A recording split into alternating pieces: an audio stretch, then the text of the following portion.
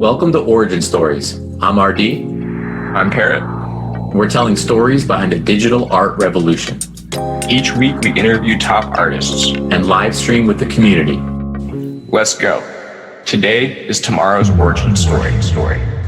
Mad Dog Jones, welcome to Origin Stories. Hey, how's it going? Nice to see you. Nice to see you too, man. This has been a long time coming. I feel like you've been on the Origin Stories and my personal radar forever. Yeah, we've been circling for sure. Exactly, man. Yeah. Well, it's got to begin with this. The big question, Mad Dog Jones, what is your origin story? What is my origin story? I think it starts off in Northern Ontario, in the forest, with a very kind of artistic family. My father is a very multidisciplinary artist as well, but as a kid growing up, the family business was making church windows for all the local churches in Northern Ontario. So the play of light and color was like there from like the start. Like those are some of my earliest memories, are like wandering around the glass studio and watching my dad work and all that kind of stuff. And so I came up with color and light and form as like the really kind of like building blocks of like what I liked. And kind of as I grew up, I became more and more interested in music. I got really into like kind of like turntablism, DJ music, electronica, Aphex Twin, Chemical Brothers, that kind of stuff. Started doing graffiti when I was in my teenage years. Always did a lot of drawing. As soon as tablets came out, I saving up my bucks to get the cheapest one I could afford. And then music, did a lot of that, and kind of like started developing my skills just kind of in the background while I was working on my music career. And then after I kind of realized that music is a grind that I'm not really interested in, and the music world is like the opposite of DeFi, like the record label industry is just like, it's pure centralization. Mm-hmm. And it felt so gross in there. People felt so fake. And I think that's one of the big things that like really drew me into this new space. It's kind of like by like osmosis, like the space to kind of expand and grow over here, like where you're in this super concentrated well of power and control in the music industry. Then all of a sudden it's just like, and you can kind of just like exist and do whatever you want, wherever you want, with whoever you want. And so that's kind of how I ended up here. When was that shift? When did you make that decision that music was not for you and pivot into art? Well, I wouldn't even want to frame it as music is not for me, because that makes it seem like I don't like music. I think professional touring music, cog in the machine, is not for me. Music as an art and expression form is still very much something that I like to do.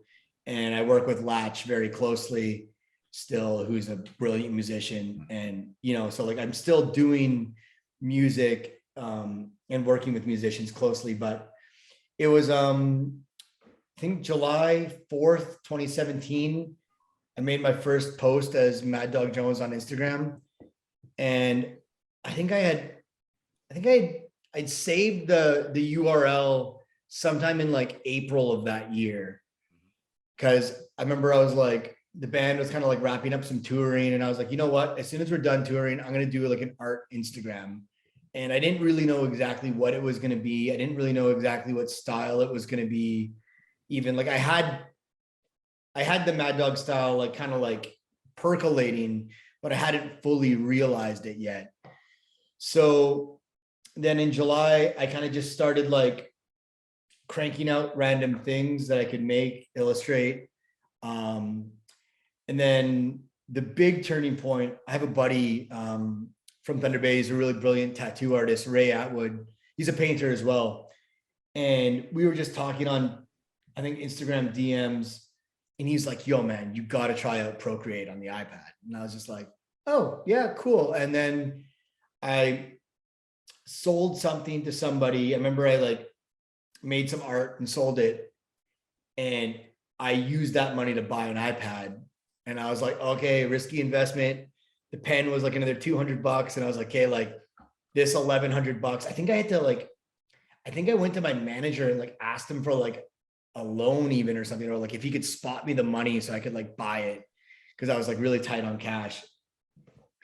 And I bought it, and then just no looking back. Like as soon as I started working on the iPad, like the whole tablet, being able to actually like draw where your pen goes instead of having like the tablet where you're looking at the screen, right? Right. And the tablet doesn't have a screen on it. And so like my hands would get really tired working on that old tablet. Then like the new with the iPad, it just like opened up a whole world of speed and efficiency and like kind of smoothness and grace in the corner. So that was a big turning point for sure. When you dove into the tablet and it opened, it just, like you said, you dove in, and what was the first thing you created that you're over the moon about? I don't remember exactly, but the piece that I'm actually releasing with Andy Knives right now, that piece was made in 2018 originally. In the Digital Ascension? Yeah. So I worked with him on that piece, and that was definitely one of the ones where like it was to that time. So I've done more updates to it since then all the animation is new. But when I first built that piece out, that was like, you know, like probably like 100 hours of drawing every little detail. And that was the first time that I was like, you know what? If I actually just sit down and focus on this thing and really crank out this, like work hard for 2 weeks straight, probably longer than that because I don't work. I don't know. I mean, I don't keep track of hours. Like whenever I'm saying hours on a piece, it's just like a ballpark guess. But that was one of the first pieces where I was like, yo, like if I really like, it's worth it with my style. Like instead of making like 5 simple pieces, just making one banger piece was really the way to go. And then I just got addicted to it, and then just started like just cranking them out like crazy, and then just like, you know, building as much as I could and just constantly going at it. So take us from that. So tablet moment, off you go, and then take us down to the next milestone that gets us closer to NFTs. So I slowly just started like when you're an independent like artist, what do you call it, like freelance or whatever. Mm-hmm.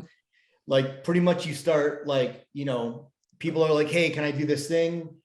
And it's like, yeah, sure, like $200, $300, $400. And for the first like year, you know, I might have made like, you know, 10 grand on art or something. Mm-hmm. And then the second year, so 2017, I might have made 10 grand. I don't know, maybe not even that much. Then the second year, you kind of like, you try to double that, and you're trying to just work your way up into bigger clients and, you know, just higher quality work. Mm-hmm. And so what were some of the big clients I had? Well, I think it was 2019 already? I'm bad with my timelines, but there's a few pieces I did. I did a piece for Maroon 5 that they posted after they played the Super Bowl. Wow. Which was really rad. And pretty much I just went in my DMs one day, and it was like a DM from Maroon 5 directly. And like, I know a lot of people like go like, oh, Maroon 5, like lame, whatever. But like, I'm a pop music person. Mm-hmm. I've always loved pop music. I love good pop songs. And I also love like weird ambient electronica. I'm just like, for me, I just love people kind of like at the top of their game, doing cool stuff. And I'm also a huge football fan. So I was really excited to do that one. That was a cool opportunity. And definitely like one of those pieces where like, you know, you grind really hard and then you try to get this next thing, then like that kind of sets the bar, and you could go to next clients and be like, hey, like, look, I worked with this person, and it's the credibility slowly builds. And the other thing I was doing is working with some record labels, doing kind of like promotional art for artists on releases and stuff. So like just kind of like, you know, they would drop a song, they'd be like, yo, Mad Dog, like, you know, make a piece of art pertaining to this release, just kind of whatever you feel like doing. So I did a few of those, and those are fun too. And those slowly kind of built up my credibility. And, you know, sometimes the artists would post them, sometimes they wouldn't, sometimes they would like them or comment on them. And, you know, just it's really baby steps, and, you know, just putting yourself out there. And like, I spent a lot of time. And I know this isn't the answer a lot of upcoming artists want to hear, because it's like the dirty truth of social media. So I spent a lot of time on Instagram, interacting on Instagram, talking on Instagram, messaging people. But in this process, I made a lot of great friends. Like that's how I became friends with Victor and Fred and Euphoria and Beige and all those people too. So, you know, it turned out to be a lot of like fruitful relationships, but like there's a lot of time just like, you know, juicing the algorithm on Instagram so people would see my art, and also really focusing on art. And like, this isn't really relevant. Like, it's weird talking about this stuff because like, if we were to do an interview last year, people would be asking me like, how did you get so big on Instagram? Right. And there's all this stuff that I did, like, you know, like to get popular on Instagram, but like, nobody really cares about that anymore. People want to know, how did you get big in NFTs? Right. You know what I mean? So just to kind of set the stage though, that's the kind of like world I was living in before NFTs, and just getting bigger and bigger clients. The year leading into NFTs, I was working with Jabberwockies. I did a Reebok campaign. I did a cool thing in Paris with this designer, Natasha Zinko, where we like I went to Paris Fashion Week, like right before COVID shut down. And that was fun. That was in January. So I guess COVID really happened in March, but yeah. The before. And yeah, so kind of like just building up bigger and bigger clients, and just, you know, really trying to hone my craft. And, you know, like I did that Reebok gig, and like, that was like a straight money gig. And like and I was still doing gigs like that where I had to do stuff to, you know, make a living. And then well, what's the flip side to that at that moment? Take yourself back to 2019, entering 2020. What would you have considered your dream client at that point? What if NFTs never hit your radar? What were you reaching towards? Yeah, that's an interesting question. Well, so in 2019, I had an art exhibit in Tokyo at the Diesel Art Gallery, which, sorry, that's kind of the biggest moment in my art career leading up to all this, where I had 20 pieces up at the show. They all sold out instantly. It did really well. It was in Tokyo at like a respected gallery. A lot of the people buying the pieces were collectors, and they weren't selling for like, I think they're selling for like $3 or $4 grand each, the bigger ones. So, but at that time, I realized I could be an artist for myself. You know, I can do this. But the thing about that level of art is that it's perfectionism, and you can't really crank out an art show every 6 months. That's like an 18-month cycle or something like that, maybe even longer. So I was kind of focusing on getting better clients with kind of like higher prices that wouldn't be an insane amount of work. So then I could still work on my own personal stuff and have my personal shows be like where I made all my real money, and then use the clients and like use them to get higher prices, then kind of wean off of them. But I was kind of right in the thick of, you know, client jobs, client work at that time, but still being pretty selective about it and particular, just because my style takes so much work. It shows, man. I mean, it's just one of those styles you look at, and if you spend enough time with it, I think that's very, very, very apparent that it's there's a lot of detail in there, and it's very deep work. So I'm not surprised to hear you say 100, whatever the hour number is, that it's very extensive. Well, and like with my work, like it's not done in any 3D software. It's all done in Procreate. So like every line is drawn with an Apple pen, and every color is individually color dropped. I don't know if people use Procreate, but I'm like dragging each color, selecting each color and dragging each color in. So it's a slow process. And, you know, I kind of exist in a sea of 3D artists, and there's a lot of 2D artists out there too. But, you know,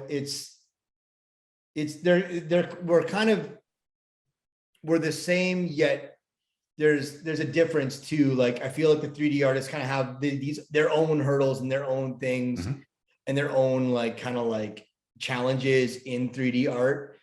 And mine feel like they're kind of different, but it's all kind of the same in the end. It's just making good art takes time. And that's kind of the key. So the 3 letters, NFT, where do you first hear them?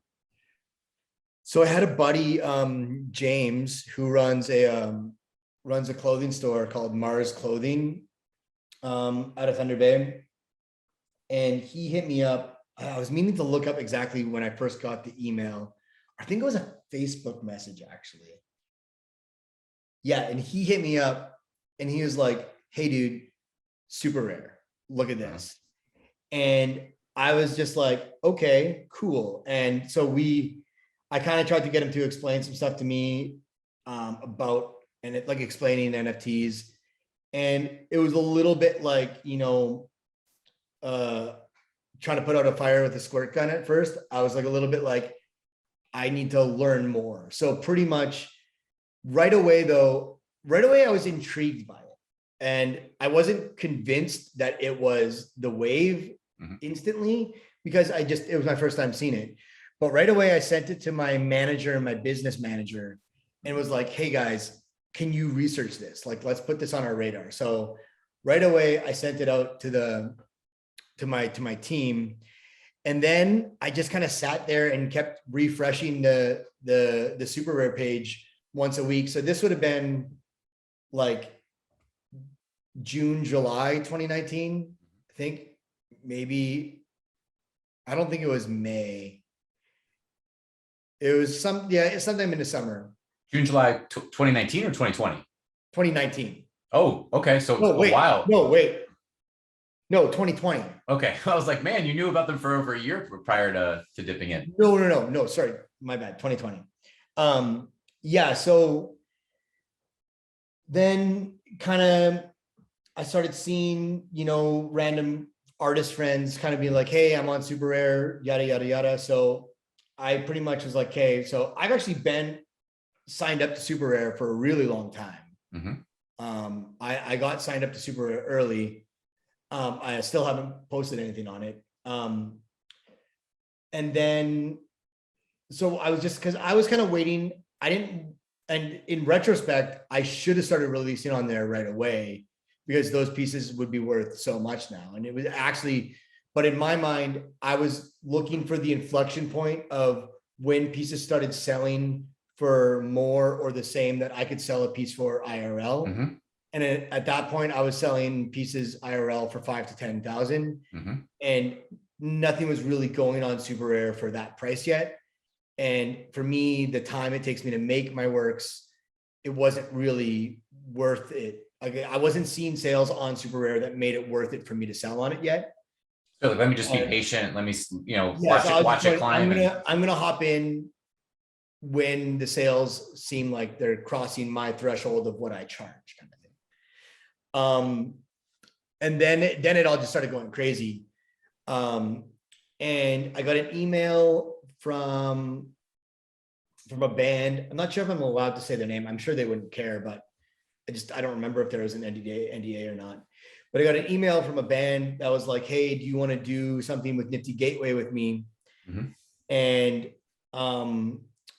it just didn't work out with them. I just wasn't ready to collaborate yet in the space. I wanted my first things to be a solo thing. Mhm.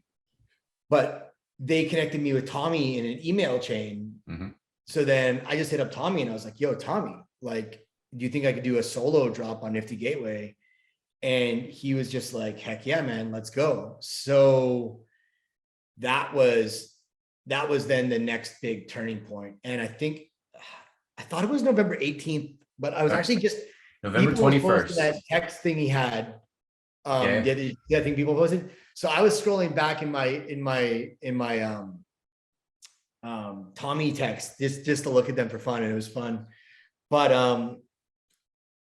I think it was November 21st or 23rd, or I thought it was 21st. November 18th was my first drop. I got to look up the exact date again. 21st. 21st? Yeah. Okay, cool. Sweet. Thank you. Okay, good. Because I thought it was the 18th, and then I was looking back at our text on the 18th, and it was like, I still don't have the final files rendered because I was handing them in just like the day of. So yeah, November 21st.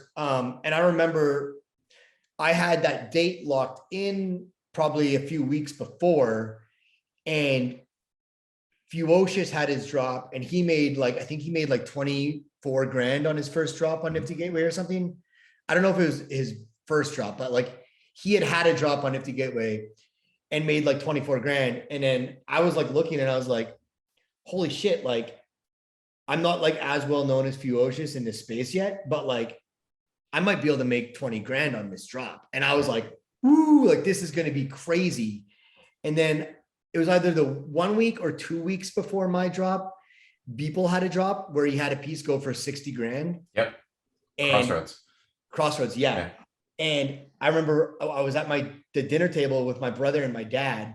And so like we all knew that my drop was coming up in like a week or something. What date? Do you remember what day Crossroads was? I don't have that dialed up, but doesn't matter. But it was in like the week or two leading up to my drop. Yeah. I remember seeing that, and we were watching the auction live. And that was the first time that we had like that, like, oh my God, this is fucking insane feeling. Cause I remember it was like in the last hour or in the last like end of the auction, it was at like, 5,000. Then it was at 10,000. Then it was at 25,000. And we're all going like, holy shit, man, Misha, you're going to have a drop on this website in a week. And like, I know I'm not as big as Beeple, but like, holy shit, like this stuff is like, this is real. And seeing Beeple's thing go for 60 grand. I remember messaging him after that being like, holy fuck, dude, 60 grand. And he's just like, crazy. And cause I've talked to people on Instagram for years, and it was just kind of one of those moments where we were like, oh my God, could this be for real?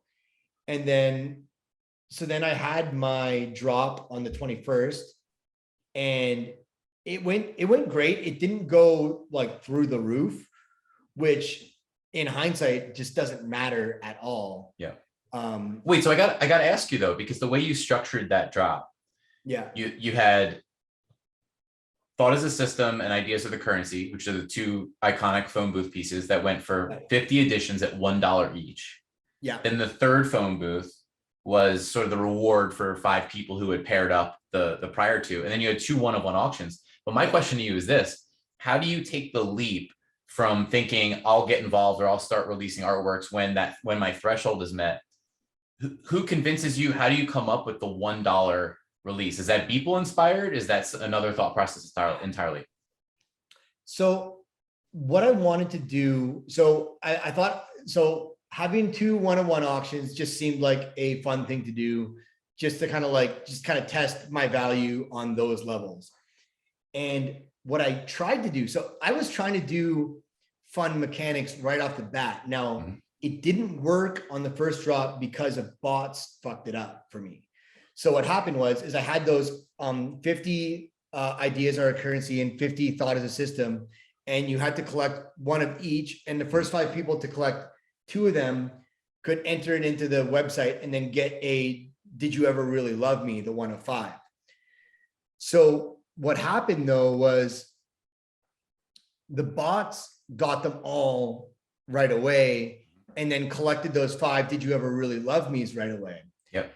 Because what I was hoping would happen was that when 100 different people would get those ones, then they would have to, then the values would rise up on those dollar pieces, and then people would try to trade them until people could buy the 5, and I would create a power dynamic in those.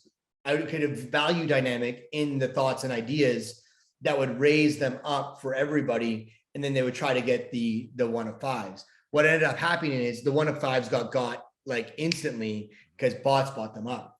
The joke ultimately is on the bots because all those people ended up flipping those pieces for like $300. And I don't think anybody who bought it, nobody who got it for $1 sold it for like 100,000 when it went parabolic in the crash and burn drop. It was Right. all, there were some people who bought them for like $300 off a flipper though, that got that. So I'm glad to know that none of the bot jumpers managed to really get the big bucks off of those pieces. Yeah, man. Mini aside, I'll never forget that night. For one night, in history, dude, no human being on the planet Earth owned more Mad Dog Jones. You had 107 artworks. It was the 250 editions, the 5, and then the 2 1 of 1s. Yeah. No human being walking the face of the planet Earth held more Mad Dog Jones pieces than RD. I sat there that night and I was like, this dude is the truth. I love this artwork so much. And I sat there picking off one bot after another, man.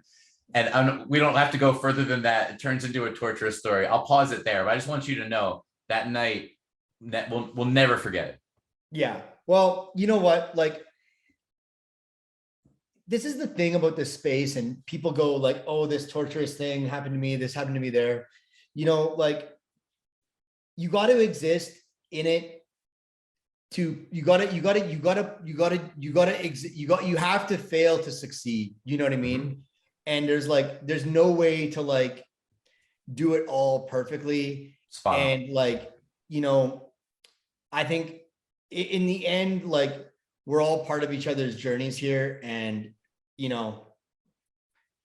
there's no way to know, you know what I mean? And like, things just kind of move in crazy ways, and it's exciting though. And hey, thanks for getting them out of the bot's hands though. Oh, hell yeah, dude. Doing God's work there. It was legendary, man. And then the auctions the next night, I remember that vividly as well. It was like, but like what an entrance. I will say that a combination of the presentation of your artwork, obviously that your artwork is just straight up special, but also how Mad Dog Jones was presented. There was a mystique about that. You just felt it. It was like, oh, this is really interesting. And then of course, and then you're off from there. And then it's drop 1, and then that leads into some next steps. Yeah. Yeah. So, that's why I'm really take my time on putting stuff out, because I really like to keep, and I don't mean a mystique as in like, who is he? Like, I'm like hard to find, but there's like a certain energy around my work that I want it to feel special. I want it to feel like I don't like to look at art as like a competition. And I don't mean this in like I'm better than anybody else, but I want people to like, be like, oh, that's as good as anything else. You know what I mean? Like, that's it. I might prefer something to that, but like, you can look at this and be like, oh, that's really fucking top quality. And like, that's like my only rule is like, don't put anything out that you don't think is like really fucking good. And, I haven't put out a 10K project yet. Are you getting ready for the announcement? Are you going to break some news for us? There's no news. I'm, I don't know where we want to go with this conversation directionally, but like, the crash and burn drop, I had those 900 cats out there, and I kind of look at those as my 10K project right now. You know, I'm doing another cat burn or cat transform, as I'm calling them, announcement where I keep turning 100 cats at a time into a 100 edition. And, you know, that's the kind of like, you know, people are always like, oh, when's your next drop? When can I get in? And like, I'm not doing another drop until I do right by the people who got the first drop, and to really make sure that you can see that like when I do something, it keeps getting value, and I'll keep doing mechanics, and I'll keep doing interesting things, and I'll keep breaking ground with it, because like ultimately that's my credibility is like the biggest thing I have in this space. So I'm just like, that's why like I haven't released anything else, because I'm making these new cat burns or cat transforms. And, you know, there's so much money on the table right now, but for me, I want people to look back in 10 years and be like, wow, he had restraint, and he kept putting out cool stuff, and he kept pushing boundaries, and he didn't really make any, like, you know, we're all going to make mistakes. And I don't mean to like be like, oh, some people did something dumb, but like, you know, my brand and my aesthetic is like what I hold the most dear. And now a new thing that I didn't know was important, but now has become important, is taking care of my collectors and making sure that they are rewarded for holding on to my stuff. And I mean that to my one-on-one collectors for sure, but like, I mean it most to my small time collectors, the people that are like, you know, trying to get money for their kids to go through school. And like, by no means anybody buying a $2,500 piece is, you know, a broke person, but you know, there's people in this space that have huge amounts of money, and they can have fun with it, and you know, whatever can happen will happen. But for me, like, you know, I don't come from money, and like I've been broke most of my life. So, you know, making sure that I can take care of those people that like, you know, that 2,500 that they bought a cat with is like, you know, half of their savings. Like that's the person that I'm out here for. That's my number one person that I'm trying to take care of. And all your actions line up, you know, like every step that you're taking, from consolidating editions to, you know, being, I think, breaking ground and being the first, like, to import your smart contract into Nifty, and then to be doing the progressive transformations of the 100 editions at a time. It's really interesting stuff, man. So I think you saying that, I'm nodding along. I'm like, hell yeah. Like every step you're taking lines up with exactly the words coming out of your mouth. Yeah. Yeah. So, you know, just trying to be consistent, and trying to make sure people see that I care genuinely. Yeah. Let's go to drop number 2 on Nifty Gateway, because it's another special one. I mean, they're all special, but it's another special one. Lotus Train and Dead Ramen, right?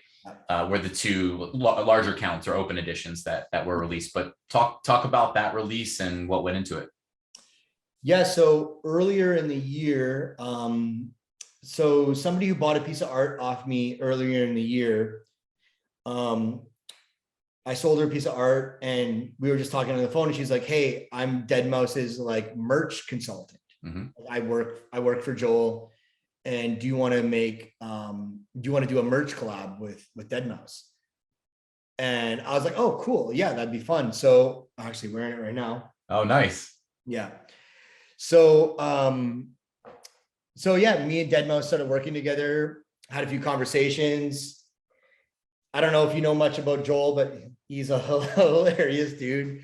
Rough around the edges, you know, speaks his mind more than anybody else. But the thing about Joel is that like ultimately the dude has a really good heart.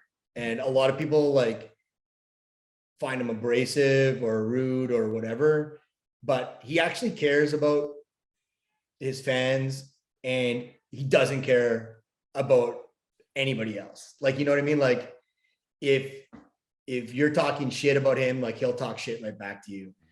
And he's an interesting character. So I was really excited to work with him. Fan of his music, especially his kind of more ambient stuff. So pretty much we found some music that we could have. It was a bit tricky finding music that we could get the rights to because of record labels and all that kind of stuff. But we sorted that out and we picked out some really cool songs. And then, he, tweaks them and gets them all ready for me. And then I just went to the kitchen and just started cooking it up. And so I believe there was 4 pieces on that drop. There was the car on the street. There was the snow. Park Place, Block Heater. Those were the one. Park Place and Block Heater. Block Heater was the snow one, right? That's the winter one. Yep. Yeah. So I believe there's 5 Park Places and 1 Block Heater. And and we also, before the drop, those were on a limited edition poster and a skateboard. So there's like a skateboard with that on it. Fans out there, if you can get a hold of those are probably some pretty sweet collector's items. Yeah. But then I redid the design for the drop and added animation and all that kind of stuff. And then those pieces are great. I love those pieces aesthetically. They're beautiful. But Lotus Train and Dead Ramen was just like, those felt like my Wayne Gretzky moments where I was just, I don't even like Gretzky, Mario Lemieux moments. Gretzky sucks. I don't know any hockey fans out there. Anyways, we always get in this argument. Your stance is that Gretzky, your stance is that Gretzky sucks? My stance is that Gretzky's a tool as a human being. He's inarguably great at hockey though. All right, fair. Yeah. Fair. I just don't like him as an analyst or as a person nowadays. Anyways, Gretzky, let's talk politics one of these days. Let's go. That's how I'll call out Gretzky on your podcast. Let's go. That'll be the big headline. Mad Dog Jones calls out Wayne Gretzky. Anyways, but I felt like I was just really cooking in the kitchen. I was making those over Christmas holidays, I remember. And that was the point where I remember being like, holy shit, this could pop off. This could really be a thing, a really big thing. We're just kind of seeing other people kind of blow up on the platform, and you could just feel the energy in the space. And at this point, nobody had done a big musician collab. This deadmau5 one was the first big artist and musician collab. And I think in a lot of the ways it was the first successful one, and maybe sometimes no, I don't want to say the only successful one. There's a lot of people that have since done cool ones, but I think it spawned a lot of bullshit after it. Fair. People trying to recreate what me and Joel did by just slapping a big DJ's name on an artist name. And I'm by no means criticizing anybody else who made these moves, but it seemed like it might just work. But I think why mine and Joel's worked was because it was actually just really, really, really rad art that was next level, And I remember pushing for it to be on my Nifty Gateway page and not be a deadmau5 page, because I thought that collectors would respond better to it being a Mad Dog Jones piece featuring deadmau5 rather than being a deadmau5 piece with art by Mad Dog Jones. And I think that was a good move, because I think that's really helped keep the value up by it being a signature Mad Dog piece. And yeah, so when that drop happened, I remember it went for 440,000 or something like that. The total all said and done, and just being shell shocked. I had never made that much money. We split it down the middle. So, whatever we made on that, I made half of it. And yeah, that was just a really really crazy experience and just really, really exciting. You know, it's fun to think about that a few months earlier, right, looking at people and saying, when that crossroads moment happened, and it was like a $60,000 artwork, it was a huge moment. And then fast forward a few months, and here you are, and your one of one is right there, right? Yeah. Reaches that same ballpark, sale price. It's just a fun thought.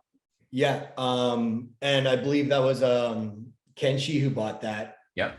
I think he still has it, as far as I know.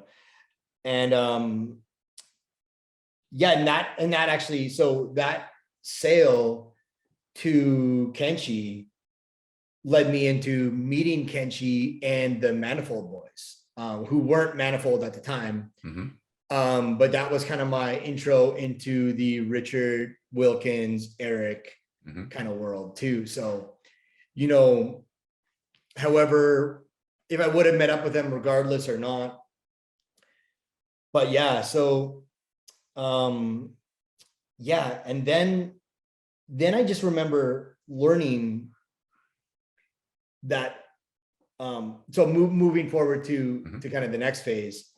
I was talking to Kenshi on the phone, and him just being like, saying that like you could burn an NFT. Like, just, I didn't know that you could destroy an NFT. And then I heard that and I was just like, wait, an NFT can be burned. Then I was like, holy shit, I've got these 100 pieces out there. And so then I started messaging Tommy. I was like, Tommy, like, how can we do this, a burn mechanic? And he was like, what, a burn mechanic? And like, this had never been done before up until this point, where somebody would like, destroy old artworks to gain new artworks. And then it was just like, I hope I can do this first. And I managed to pull it off first, which was freaking awesome. Not that that like really matters, but it was exciting to kind of like break new ground with something. And so, man, like how we were going to do, I had so many weird ideas for how to make this mechanic work. Yeah. I had this idea where like, we would have to like, you would get the 5 pieces and then you would trade them in for like a ticket. Then the ticket would represent the pieces. Then you would send me the ticket and I would send you the new piece. And we had this whole ticket exchange, and I was going to design this cool, like Mad Dog Jones ticket NFT. And then we ended up just doing it where they would just send me the pieces. Then I had to go manually burn all the pieces myself. So yeah, that ended up working out how we ended up doing it. But on a technical level, like we were trying so many different ways to make that happen. It took a while to actually figure it out. But, and calibrating that drop was like also really tricky, because initially, so I ended up burning 35 pieces. Initially, I wanted to make 10 101s and burn 50 pieces, cutting the supply in half. But I wasn't sure if that was too much of a system pressure to put on. So we ended up going with 7 pieces at 5 each. But then I was going to should we do 7 pieces for 7 each? So we would burn 49 pieces and there would be 51 left. So it was all kinds of like, how much system pressure do we put on? And I so wish I could go like back and rerun that experiment in real time, but there's no way to do that. But like, I'm so curious, like what would have worked, what would have been like, cause like you're like pressurizing a system and like you try to get that pressure in it. But like, if it would have gone too low, it wouldn't have created any secondary spikes. And it would have gone too high, maybe people wouldn't have gone for them, or I don't know. I actually have a hunch that you nailed it. I actually think you got it exactly right, because where those additions peaked, I don't think they had much room to run after that. And I remember thinking when you did release it, I was like, this is an interesting risk. I actually thought you were pushing the envelope to a point where I'm like, I'm not sure this is really creative, really interesting. Obviously I love the artworks, but I'm like, I'm not 100% sure this will work. And it worked so well. And I think you nailed it, man. Yeah. And what was really cool is, you might want to put on earmuffs for this part. the people who held on to my thoughts and ideas ended up making boatloads of money. Yeah. And that was really cool to see my early collectors rewarded for that. And like, I got like a dozen messages from people being like, hey man, I bought your piece for $300. I just sold it for 160,000. I think it was the highest sale of one. Mm-hmm. And like, I just bought a house. I never thought I would be able to do this. Like I paid off all my school loans. And that was just really rad to see people like actually like have like material success off of, you know, participating in and believing in me in the early stages. So it was really cool because kind of like, you know, and like I was putting in a lot of risk because I was giving away 7 101s for free, where at that time I could have been selling my 101s for, you know, 100 to 400,000 each. And so pretty much I passed up like $3 million or whatever to give away the pieces for free. But what ended up happening is that I ended up getting a bunch of secondary sales off the thoughts and ideas trading for one, but then people really believed in me. So then they bought into my open editions like crazy, even though I like the saga of me pricing those open editions, like me and Tommy had like a novel worth of like, we started at like, you know, 250 and 500. Then like the market kept rising. We're like, okay, we got to go like 500 and 1,000. Then it was like 1,500 and 2,500. And then eventually it was like, do we have to go all the way up to 2,500 and 5,000? And like, I didn't want them to be priced that high to start with, but like, ultimately I had no choice other than maybe not doing an open edition. But if I would have priced it lower, we would have minted like 4,000 of them. Right. And then if we would have priced them higher, I don't think the value could have kept. And the value has kept on those pieces all the while. Like the cats are up to 7,500 now, last I checked, the floor for cats. So, you know, it's pretty cool to see, you know, you come up with a plan and you think about the plan and then having it actually work out and still working out in the long term is pretty rad to see. And, it's gone through ups and downs. Like those cats have been up to 10,000 and then they've been down to, you know, 3,000 or something at the lowest point there. But, you know, I'm here for the long term. And like, I felt a lot of pressure when we had that first kind of correction of the NFT market to be like, do something now. But I just wasn't ready to do anything. So, you know, I guess that's the thing that I'm saying is like, you know, if you're collecting my work, don't just buy it and try to flip it. You know, I'm gonna take care of it, and it just might take some time, but you know, I'm here for the long run. I think the best part now is that when that first correction happened, so many people had just gotten into the space. And so that do something mentality, it was rampant. It was all over the place. And there was just no perspective. There was no like, oh, he will work it out in the long term, or there was just no perspective at all. Now what's cool is that people have seen each step that you've taken, you know, kind of carefully constructed. It takes some time, but then you take your next stride. And what I would hope at least is that, yeah, now you get all the benefit of the doubt that eventually you make your next move. And yeah, I agree, man. I think those people win. Yeah. So, you know, thoughtfulness and risk taking on the artist part, I think is key. And like, you know, a lot of people aren't as kind of privileged as I am. I had that dead mouse drop where I made a couple 100,000 to have that buffer to really like take those risks. And, you know, but what I would say to people is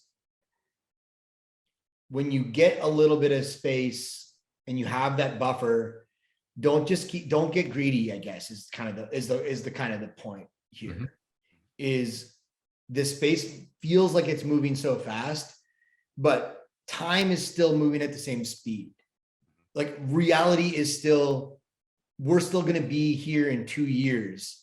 And the decisions you made in those crazy 6 months are still going to follow you around. So I think, take care of yourself, take care of your family, be cautious, but also, art is kind of about taking risks, and art is about breaking new ground and being bold and being thoughtful. And ultimately that will lead, like, even just in a greedy sense, like, I think that the path that I've set myself on will ultimately lead me to like the biggest successes.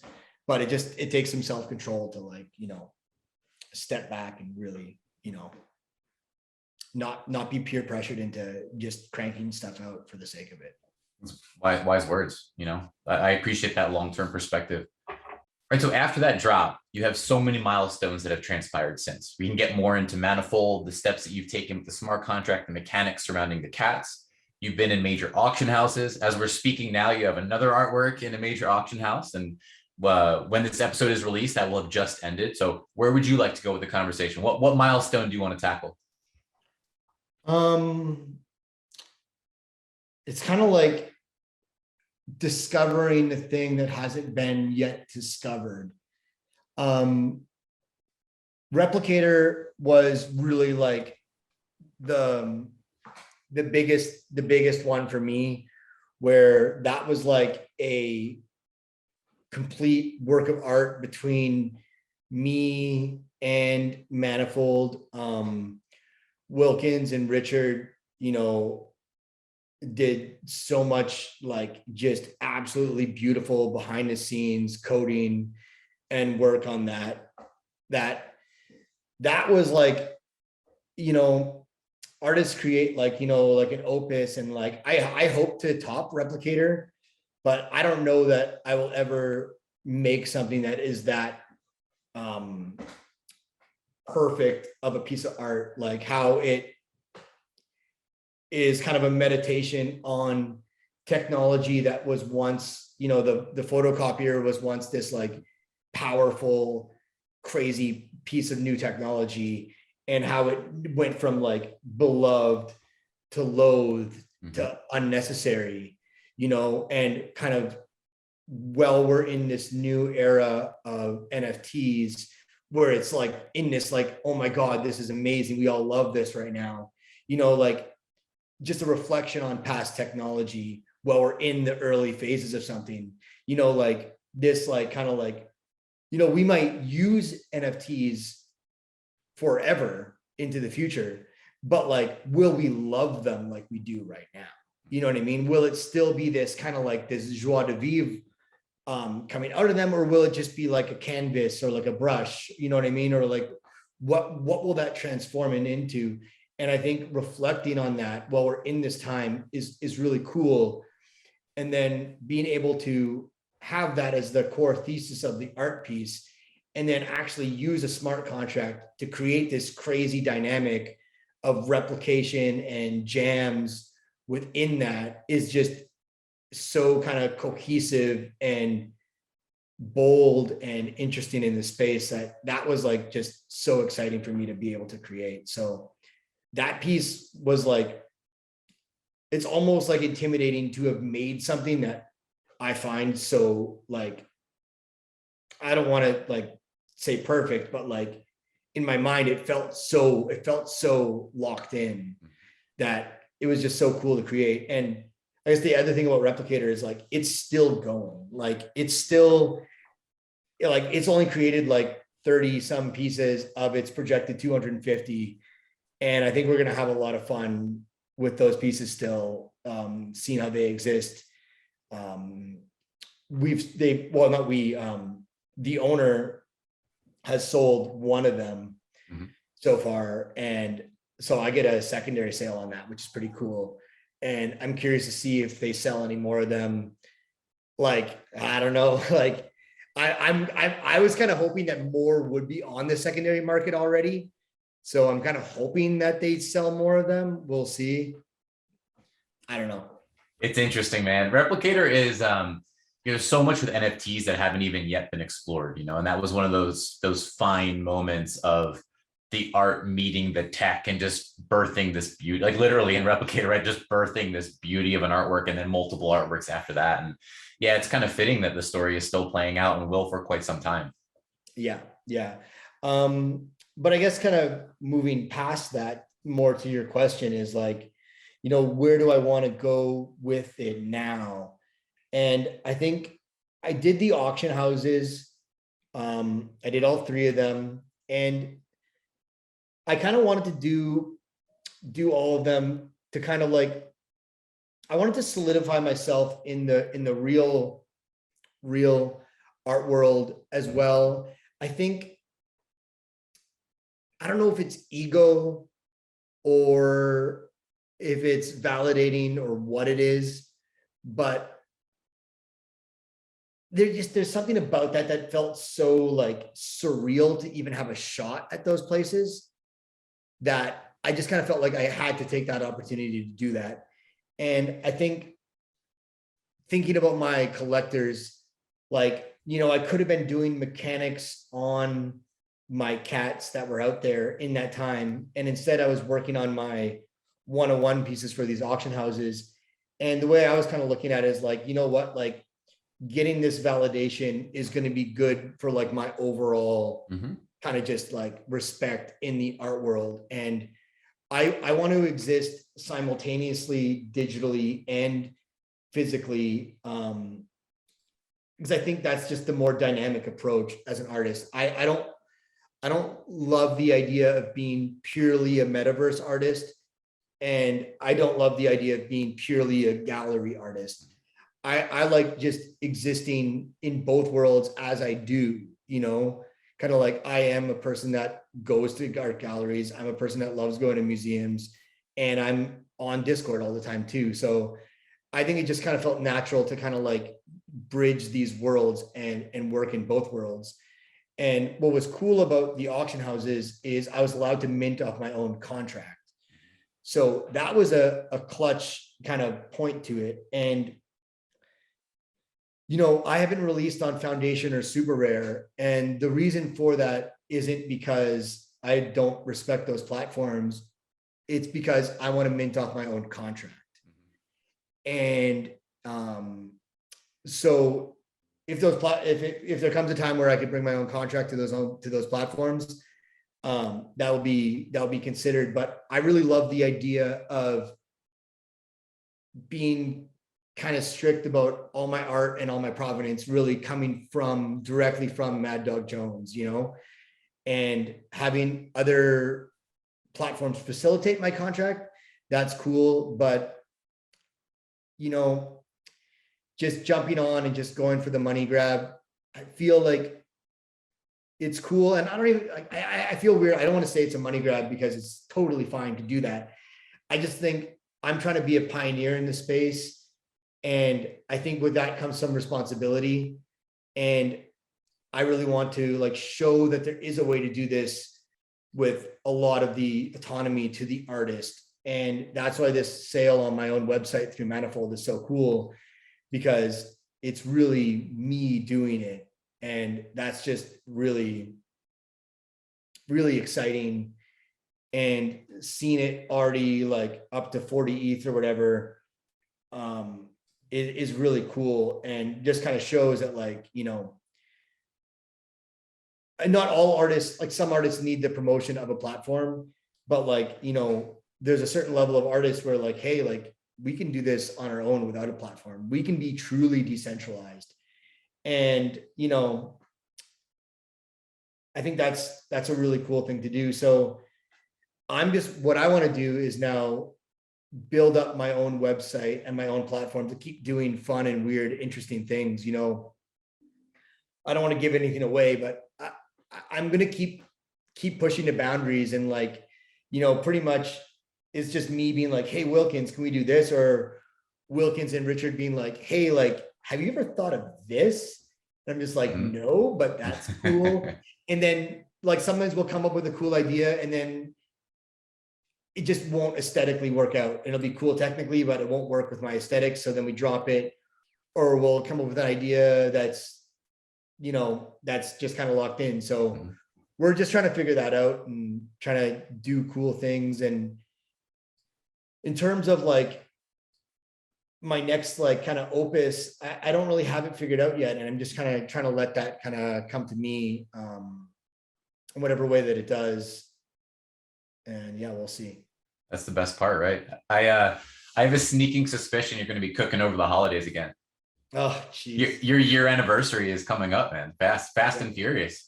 Yeah. Yeah. So, Mad Dog Jones, before we get you out of here, let's play a little game. Yeah. It's called the lightning round. Yeah. First thing that comes to mind, snap reaction, a word, a phrase, a sentence. If for whatever reason you get fired up, break the rules, go on a tangent, but otherwise just keep it moving. Sounds good. All right. First thing that comes to mind, NFTs.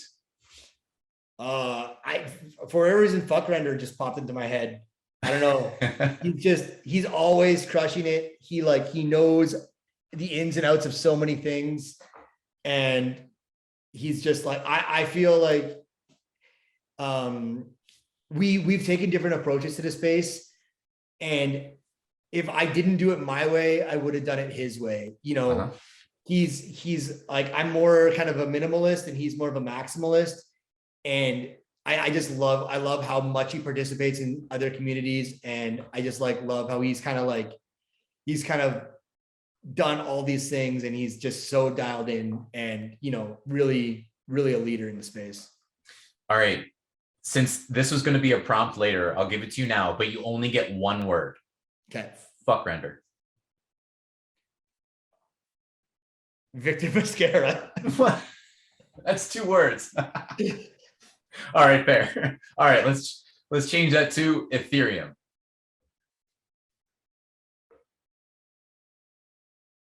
Future. Nice. Nifty Gateway. Tommy. Manifold. Love. Richard. The letter E. By the way, I have to mention it because it's very timely with when we're recording this, but Richard just allegedly is turning down a $9.5 million offer on his CryptoPunk. Your reaction. Pass the mic to you. Diamond hands, man. Diamond hands. 3D diamond hands for that man. Yeah. Replicator. Innovation. Christie's.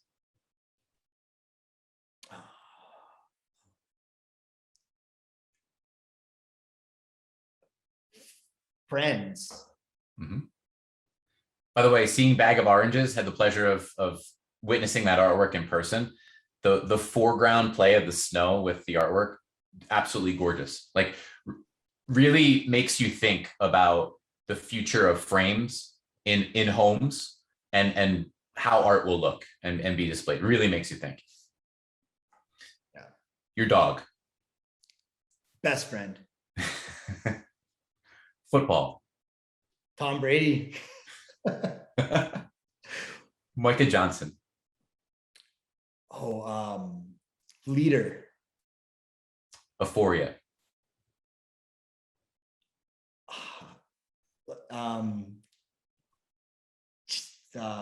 A glass of champagne.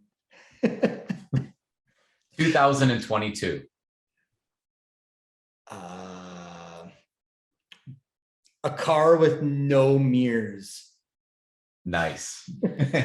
And Mad Dog Jones, let's end with this because I'd be remiss if I didn't ask you, where does Mad Dog Jones come from?